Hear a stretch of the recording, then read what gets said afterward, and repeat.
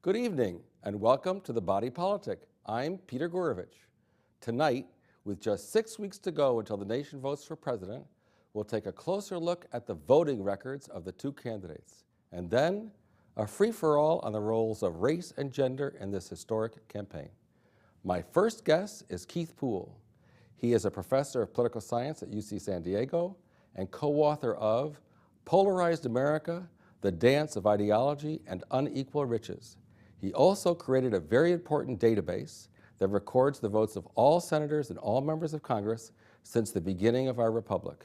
And this summer, he published an analysis of the votes cast by Senators Barack Obama and John McCain.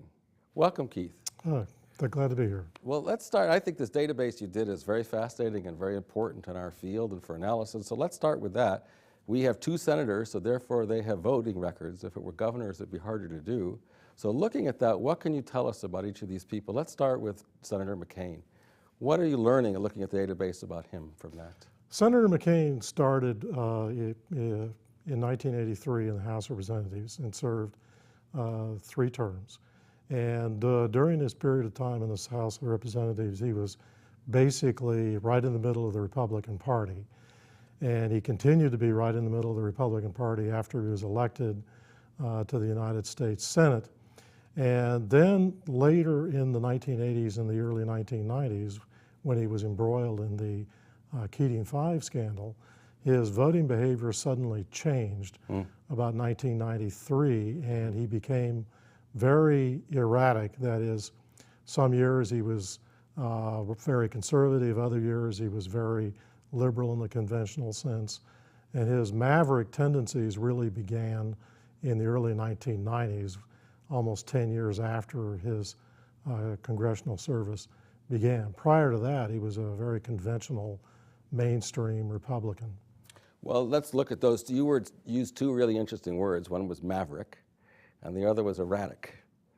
So that seems to be what some of the fighting is about. Senator McCain wants to present himself as a maverick, and people want to accuse him for being erratic. How can we get purchase on that, looking at the voting? Is there any way to do that? Not really. I probably shouldn't have used the word erratic. It's a little bit loaded, but it is true that you don't see behavior like this. And indeed, since the end of the Second World War, only one other senator, the famous William Proxmire of the Golden Fleece Award fame, had a more changeable year-to-year, Congress-to-Congress voting record. Most members of Congress establish a very specific liberal or conservative identity or moderate and stick with it throughout their careers. And so this is an unusual behavior, especially after 10 years as a fairly mainstream Republican, to suddenly start oscillating from left to right is unusual. And is any of that the party itself has changed? I mean, is the meaning of right and left changed in that time? Or? Yes, it has. The political parties are steadily polarizing to the point where now the polarization between the 2 parties in Congress is at the highest level since the end of Reconstruction. So that Senator McCain, say 40 years ago, would have been right of center in the Republican Party, and now he's left of center in the Republican Party. So that the Republicans have steadily moved out to the right. The Democrats, because of the Southern realignment to the Republicans, are much more homogeneous on the left, and they have moved slightly out to the left during the post-World War II period. But the big movement has been the Republicans becoming much more conservative. One more question on Senator McCain before we move to Obama. Are there any issues that can you make any generalizations about which issues Senator McCain moves to the center of the left and on which issues he stays with the bulk of his party? Let's say over the last 15 years. I don't mean over the whole course of his career. But well, he clearly campaign finance reform, very unpopular with mainstream Republicans, and he led the charge on that. Also, his immigration bill that he co-authored with Senator Kennedy also was very unpopular with most Republicans. So in that sense, that was on the left. I think he's had a mixed record on taxes. He was a big backer of Ronald Reagan's tax cuts and Ronald Reagan's tax policies. He demurred on the original cuts in 2001 and now supports them. So his record is very mixed. On social issues like abortion, he's been down the line with the social conservatives and has a very consistent record, even though he attempted to criticize Christian conservatives when he was running in 2000. Well, great. That's what's great about looking at the record. We can study it. Well, let's shift to Senator Obama. What do you observe about him and looking at his voting record? He is essentially indistinguishable from Senator Hillary Clinton. The famous National Journal rating that showed Senator Obama being the most liberal member of the Senate is not correct. The National Journal used only a handful of roll call votes, and if you pick and choose on the roll call votes, you can make anybody look conservative or anybody look liberal. Senator Obama is just about in the middle of the Democratic Party caucus, maybe a little bit to the left of the Democratic, the middle of the caucus, but he is to the right of Nancy Pelosi, Barbara Boxer, Feingold, and so forth. So he's essentially a very mainstream Democrat in terms of his voting record in the Senate. Now, there's a fairly brief record there, but it's very consistent. Well, so what could we say about we asking the right questions? We're looking at the database. You and I, political scientists, we believe in information like that. Is this the right information to be asking? If we want to predict, voters are going to say, what are these guys going to do in the future? Are we looking at the right thing to understand that? Should we be looking at their voting records to try to figure this out? Well, given that they're both sitting senators, we don't really have a lot of other information we can use. Senator McCain has been in the public eye for much longer period. We know pretty much what his personality is because of his experience as a prisoner of war in Vietnam and his military service, so that he is probably a bit more predictable than Obama. But on the other hand, Obama has been, his career has been marked by a slow progression from, I think it's fair to say, the far left to the left to the middle left. And so one would expect that if he wins the presidential election, that he will attempt to probably govern more where Bill Clinton did. I think his main difficulty is that the party is to his left for the most part, which is going to make it difficult for him to try to build cross-party coalitions. So do you think party is a good predictor? I have this discussion with people I meet all the time that what's the predictor? You're looking at attributes of the person, or you're looking at their party? Your comments the last couple of minutes imply party to me. Is that, have I misinterpreted you? No, I think that the party is the important predictor, because as the political parties have polarized and as the old issues that used to cut across party lines, like civil rights, where both political parties were split internally on civil rights for African Americans. Almost all those old issues that divided the parties internally have disappeared. Only gun control, just a little tiny bit, where there's a strong core of Democrats who oppose gun control, and abortion, which still cuts through the political parties less so than it did, much less so than it did 30 years ago. So that the political parties are much more homogeneous than they have been at any point in the last over 100 years. So that you have to look at the presidential candidates, especially these two who are sitting senators, and how they interact with their political parties is probably going to be the best predictor of how they will govern. We have to stop now, but we're going to have you come back and talk about what are the causes of these structural tensions of the parties and how can we solve them. Thanks very much, Keith. Next up, the voters say they want change in Washington, so who represents the bigger change? A black male Democrat for president, or a white female Republican for vice president? Sorting through identity politics in a moment.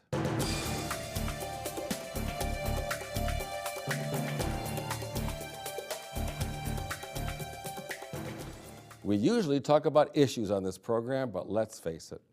The big story out of this election is that for the first time in American history, either the president or the vice president will be someone other than a white man. That alone makes this a great time to study politics. Joining me now are two fully engaged political scientists from UCSD.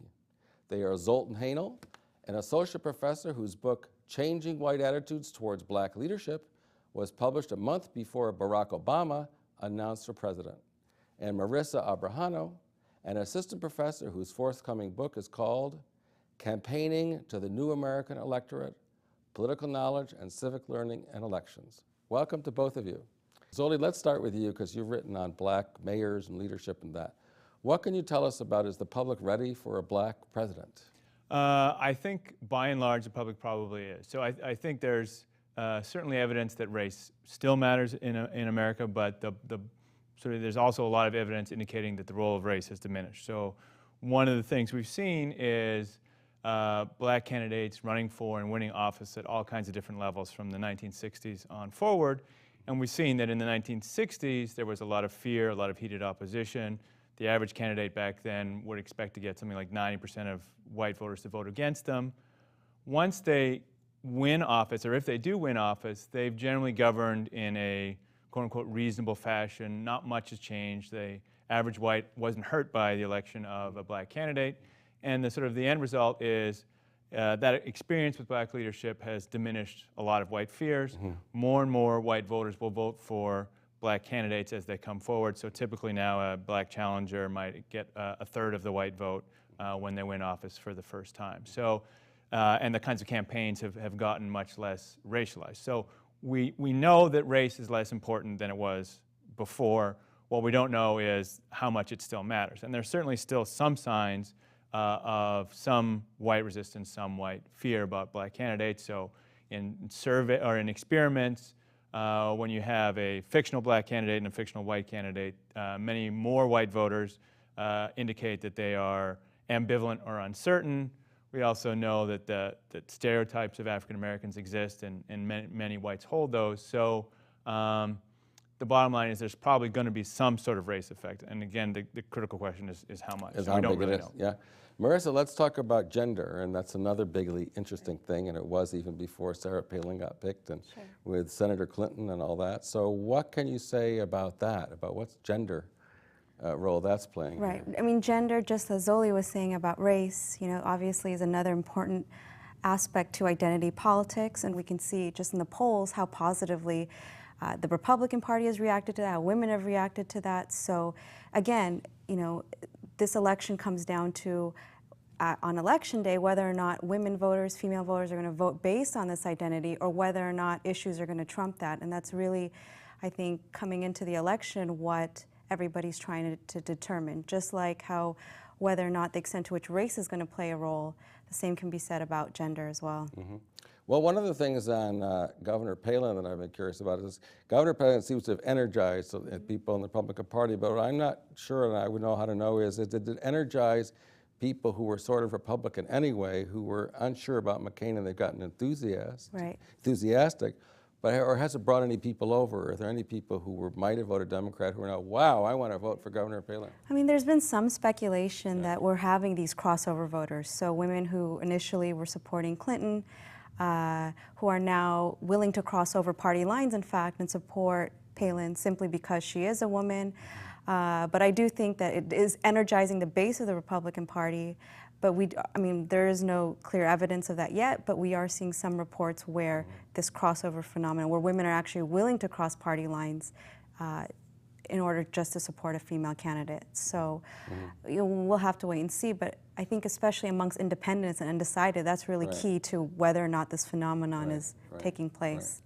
Well, Marisa, I think you've done work on journalism among Hispanic, stuff like that. What can you say about that? That's another, there are other, we talk about white and black and male and female, but there are other categories, and there's a lot of Hispanics, which I think is a larger category than African Americans, and there are also Asian Americans and other categories. What can you say about Hispanic Americans? Well, Latinos and Hispanics have always been considered the sleeping giant, the major swing voter in every presidential election for the past 30 years. And again, especially in the key battleground states of Nevada, Colorado, Arizona, Latinos make up a significant portion of the population. And so, polls so far show that Latinos are heavily favoring Obama over McCain, which traditionally they do favor the Democratic candidate. So that's where their alliances are lined up so far.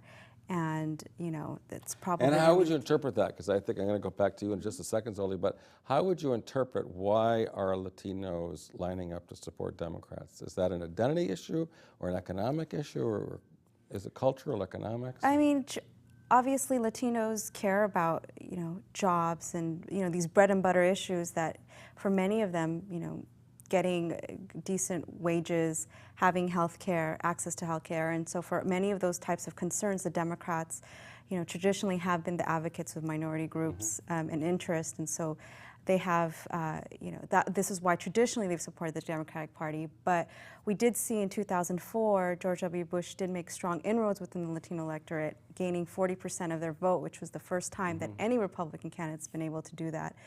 There was some hope initially that McCain and his more progressive stance on immigration reform, that he may be able to persuade Latino support that way, but given the failure of immigration reform in 2006, it doesn't look likely that he can win over Latinos on that particular topic. And then generally the response by the Republicans on immigration back in 2006 has, you know, made it a little bit more difficult for them to try to persuade Latinos. Issue, yeah, exactly. Yeah. The only thing I'd add to that too is I think it is probably mostly issues that's driving Latino partisan choices, but there's also, I think, an element of race, or it might even be racial issues. So if you ask Latinos whether they think there's a lot of discrimination out there, and many Latinos do think there's a lot of racial discrimination out there, that's very predictive of support for Democrats. So there's a sort of core set of issues they care about, including immigration, and there's also race and the Democratic Party being identified as the party of minority interests. So when you're saying with the Latino electorate and you're talking about discrimination and race, they mean towards Latinos as well as blacks. Absolutely, right. yes. So, Yeah. so they feel the object of discrimination, and so, okay. Well, I'm curious about white voters. I think you've done a lot of your work is on white voters. And there's a methods question that I don't understand. How would I know?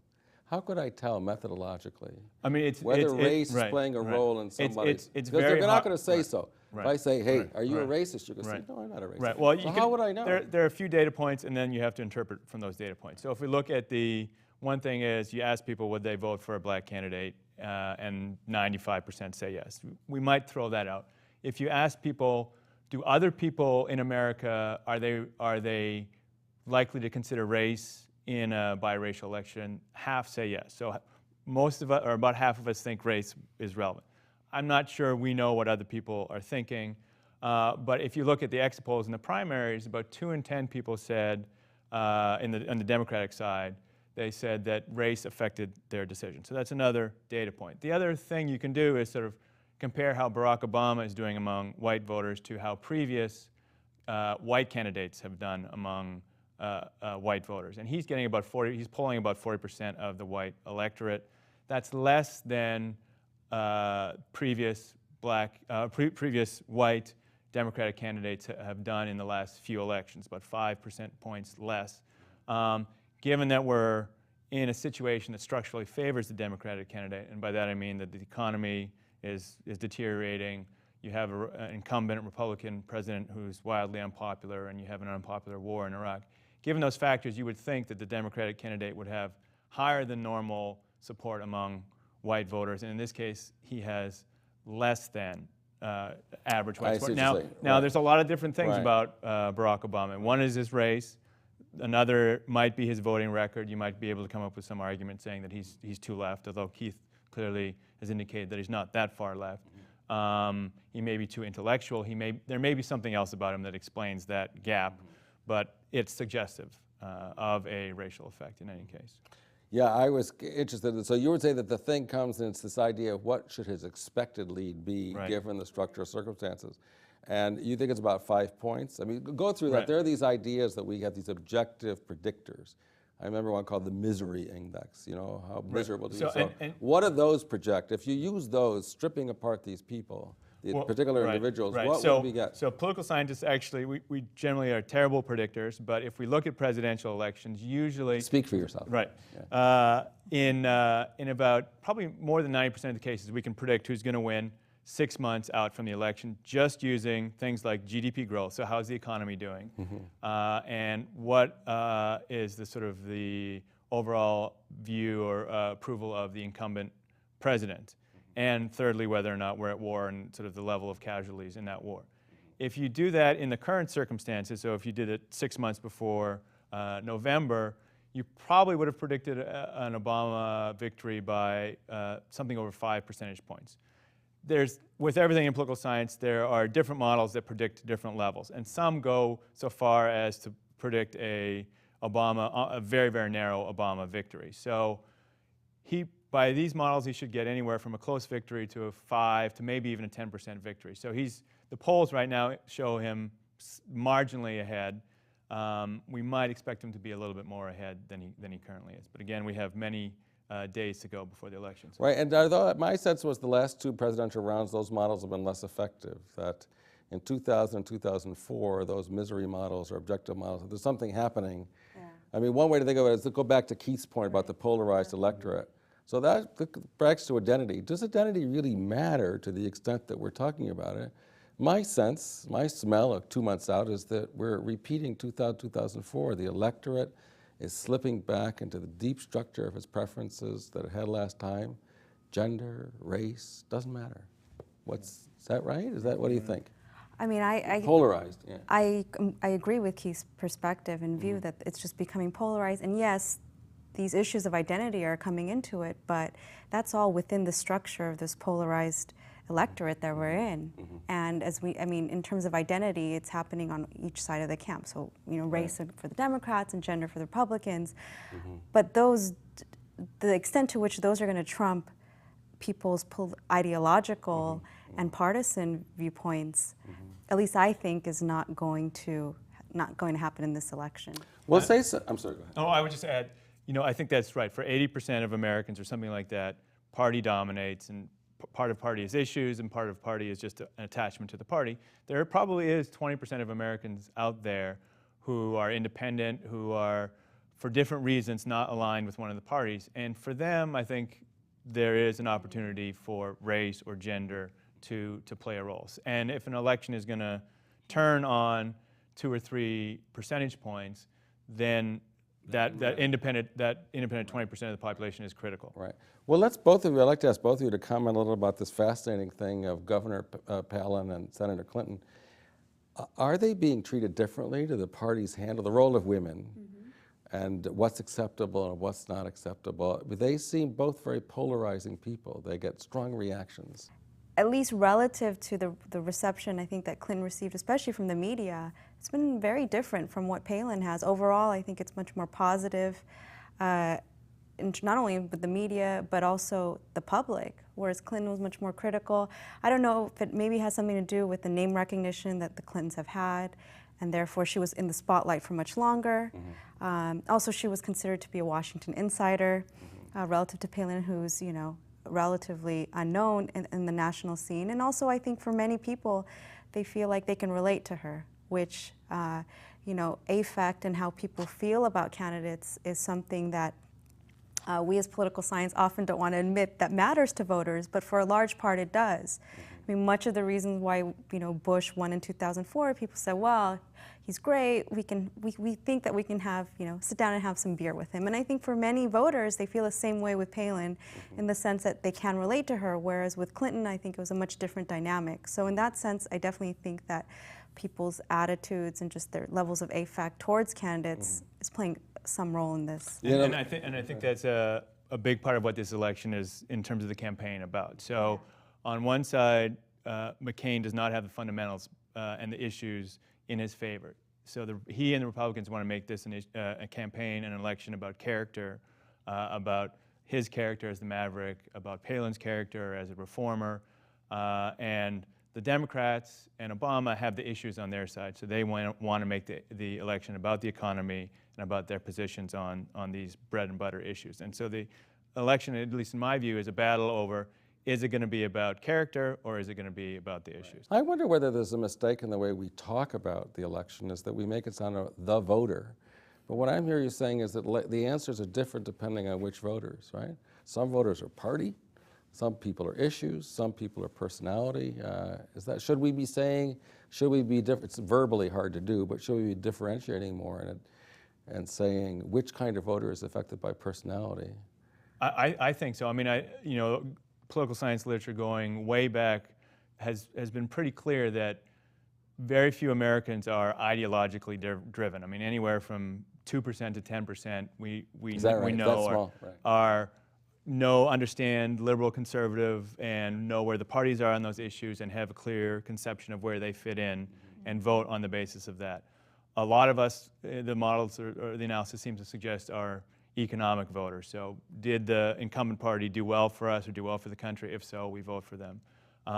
And then there are a lot of us who know even less than that and maybe voting just on our party that we got handed down from our parents, or on any weird personality trait that did John Edwards spend too much time on his hair or something like that.